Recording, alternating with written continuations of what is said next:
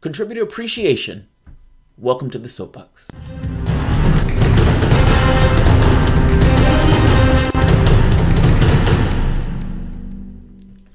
My name is Jamarl Thomas. This is the Progressive Soapbox. This is my lovely wife, Mrs. Thomas. She is showing up for today to be on the show. We thank her, and we appreciate her being here. People always like, where's Mrs. Thomas? Where's Mrs. Thomas? And so as Mrs. Thomas gets the opportunity to show up, Mrs. Thomas shows up. So please say hello to everyone. Good morning, good afternoon, good evening, wherever you're calling. Good day. Good day. I think that's a good day, mate. Welcome, a good greeting. Guys, I apologize for being late today. I was feeling miserable this morning. I was very nauseous, and then the medication itself essentially knocked me out. Finnegan doesn't play when you haven't slept. But fortunately, the show being later, Mrs. Thomas can join us. So nice. And we have an amazing lineup for today. In fact, there's stuff that we had to even throw off the list because there were so many stories to do for today. And I always like the opportunity to discuss them with Mrs. Thomas. We don't talk about them during the week because, she's not a big fan of... Our normal everyday life and conversations do not typically include politics if I can help it. If she can help it. Don't get me wrong. Oftentimes she can't. Oftentimes she can't. But the topics that we talk about during the end of the week tends to be stuff that has recently happened, so we haven't had the opportunity to kind of delve into them yet. So I always like this opportunity, and I think the audience likes the opportunity because it gives them a different perspective of somebody who's not ensconced in lefty politics. What does your average person think about whatever? Yeah. Now, I'm going to let you do the spiel for patron appreciation, what this is, contributor appreciation, and why we do this. All right, so today we need like a catchy theme song. Today is contribute. I don't know, whatever. But yeah, we'll work on that. Is that the Mario Brothers? No, it's not. Even though there might be this kind of subconscious thing that's in me that just yeah, you're doing Mario Brothers. That's you're gonna get. They're gonna demonetize the channel, right? They're gonna sanction the channel. Okay, so today is Contributor Appreciation Show. It is the weekly show set aside to discuss topics, exclusive show set aside to discuss topics submitted and suggested by patrons. This started last year when Jamal said he wanted to do something to thank everyone who contributes to the show. That's why it has grown into contributor appreciation. So individuals give through PayPal, through Patreon, through Streamlabs. And so what we do is we paste on the Patreon platform a weekly post that says, hey, what do you guys want to see discussed on the show? And we pull that information down, do some research, and that is what fuels today's show. If you are not familiar with Patreon is a platform that lets you say, hey, I like this creator, this content creator. I want to support them. I want to make sure they can continue putting out content. So I'm going to commit to a monetary amount, anywhere from $1 to $1,000, whatever you want to do. And it's a monthly pledge to help out the content creator. So in this case, it would be Jamal. And so if you are a patron, thank you.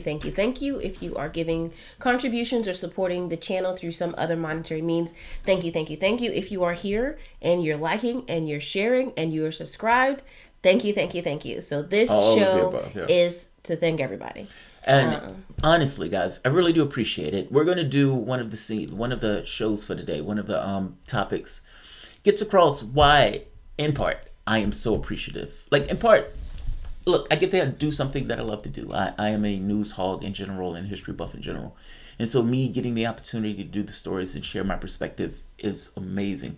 And you guys allow me to do that. So you have no idea how thankful I am that you guys allow me to do that. So this show is the least that we can do each week. And I try to make we try to get to the point of making the habit to make sure we do these shows each week. And even going further and cutting these shows and slicing them. Initially, we used to do the show and it'd be like a 2-hour, 3-hour long show. But people couldn't find the specific individual things that they wanted in those. So we started slicing those up. So each segment is going to be a slice in and of itself that you're going to see. Every topic will be a different YouTube show. Yes. A different YouTube video.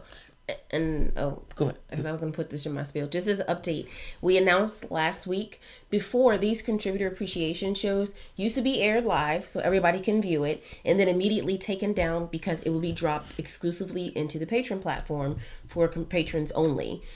Patrons said they don't get on Patreon. They don't watch it. We were looking so it's like the views will go to zero. Right. We would look at the stats. I would spend hours literally cutting a 3-hour video into 5 or 6 segments, and they would literally... I know, like, he kind of uses that term kind of loosely, but... No. I use it literally. Literally get 6 views. And so patrons were like, why are you doing that? Yeah, why are you doing that? And then patrons were also saying that you commit to being a patron, and then you're like, okay, well, I'm giving him $5 a month. But you don't log back into your Patreon account. And a lot of people were saying, people are saying that I don't log into Patreon to even see the views. I just check it out on YouTube. And so last week was the first week that we decided, and we made the announcement that from now on, the video will be live. I may or may not be here because I just saw somebody say, is Aisha or Mrs. Thomas there all the time? I'll bounce in and out as I'm available. I'll try to be here every week. But I'm not going to commit to that because... Yeah. There's no committing. But I will be here as often as I physically can and make every effort to. But yes, last week we did announce that they will be... The video, of course, will be live like it is now. And it was previously, but it's going to come down after... Or actually, it's going to come down for a little bit. But you'll notice in the next day or two, you're going to see 5 or 6 different videos pop up, and it will say Contributor Appreciation Show from July 14th. Segment 1, it was the introduction. Segment 2 is topic whatever. And so if you want to just see exclusive or specific topics, you can just you can click on it. You don't have to watch. Now, like Jamal said last week, by his suggestion, the whole video will still be up. So if you just want to sit, like, I find long videos sometimes, like if I'm doing my hair or something and I'm like, I just want something in the background. Or driving. Right. Or driving. Yeah. So if you just want a video that's 2 hours long, you can just play it. But if you don't want that, which a lot of people don't, you can just click on the smaller ones that we'll cut up and create in the next couple of days. So those are the announcement, like the updates, I guess. Some people like long videos. Some people like short videos. Yeah. And when I do a short video, it's like, dude, why is this video not longer? And when I do a long video, it's like, dude, why is this video not shorter? Like, it gives the best of both worlds.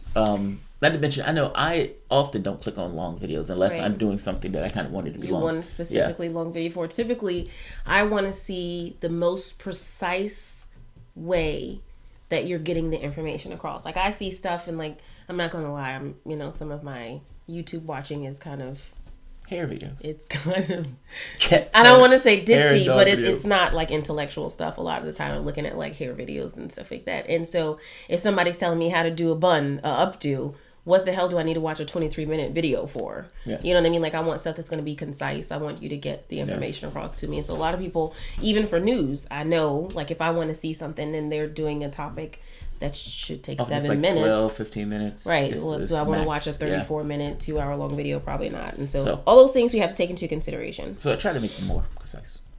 All right. So let's do just a few announcements. I have to give a heads up and props to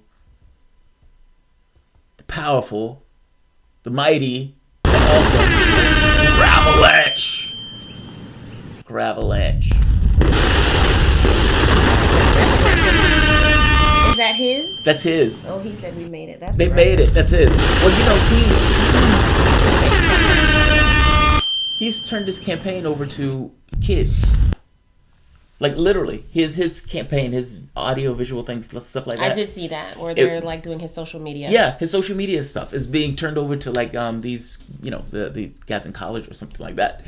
But he's on, as far as I know, he's met the criteria to be on the debate stage.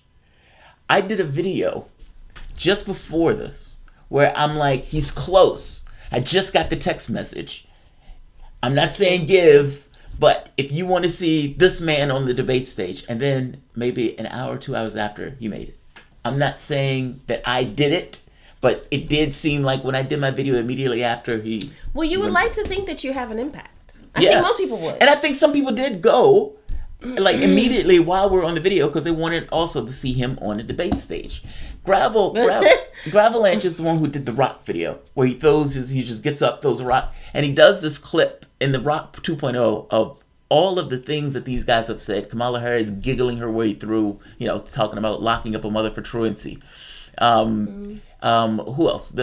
He went down the line. Joe Biden, Obama, Beto being squishy on Medicare for all, like the list, the bombings and so forth.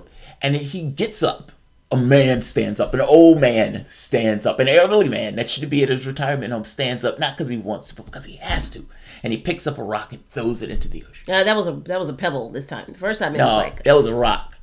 That was a rock. It was a big. It was gravel. It was a stone. Let's be real. It was gravel. And he was gonna. One man can make a difference. And he walks away. And he shows his career over the time where he was in politics. You know, he was the one who put the Pentagon Papers. He read them in the records. And this, you know, if I'm not mistaken, got Daniel Ellsberg off. Like, so he is, he's a guy. And people love Sanders because Sanders has been that way for like 40 years. He has been doing that for just as long as Sanders. Like, so anti-war to the hilt. So the fact of him being on the debate stage, you have no idea how much I want. I keep making this argument. I want as many lefties on that debate stage as possible. Because it makes you have the conversation. Yeah, it forces the conversation. Like, it makes you address those really progressive, those really lefty. And it comes across as if you're not an outlier. Topics, yeah. And it's something when one person means it and the other person doesn't, and the other person trying to ape the person's position that means it. I want as many of them. I want him, Gabbard, Sanders, all on the debate stage. With real progressive views to have the conversations with the centrists or whatever. Yes. So bold like a leopard. Thank you so much for your super chat. He says, "You hurt my eardrums with that sound clip, but good for you." That's what I was thinking. First of all, I would just say, that's why I kept saying turn it off. Let me see if I can turn this down. Well, it's too late. Don't play it again, please. No, I'm turning it down. When we cut the video, I'll put like a notice, like turn down your sound volume. Like, yeah, my bad, dude. My bad. That was a little. My bad. I wasn't expecting it either. I was like, it's like Gravelanche. Yeah. So, but he's going to be on the debate stage. If he's if he's on the debate stage. And by the way, there's only been like 7 people to qualify for the third debate. That's it. Because, you know, their rules change. It's like 130,000 unique donations as opposed to the 65,000. And then they've doubled the money they've doubled, it's the subscribers and there's something else. The amount of money is something that you're getting. But whatever. They've doubled the donation. They doubled the amounts. Okay. Very quickly, we have another super chat. Just as a reminder, if you want your topic to be read, of course, do a super chat. The reason that I look down, if you haven't heard this little announcement or tidbit before, is because I look at the chat stream as we're doing the video because I try to catch when you guys are having a good conversation, things that I think that he would like to, you kind of comment on or reply to. But if you want to make sure that it gets read out loud, definitely don't forget, you can always use a super chat. And just so my brain unfold, it's going to double in unique donations. So it's going to go to like 130,000 unique donations. And the polling is going to be like at 3%, right? Okay. And so he's hit the unique donations for the next debate. The polling, he was only at like 1%, 1 or 2% in the polling. So he could hit that 3%. Look, I keep making the point that debates are everything. Because the debates are the thing that allows you to get on that stage in front of the American public and they're like, I like that person. I have never heard of that person, but I like that person. Sanders was at 3% before those debates. And there was a reason they limited those debates when Sanders was... someone saying Gravel can still be denied the stage. He could be, yes. That's what I'm saying. He qualifies based on unique donations, but I haven't heard whether or not he's officially qualified for the debate.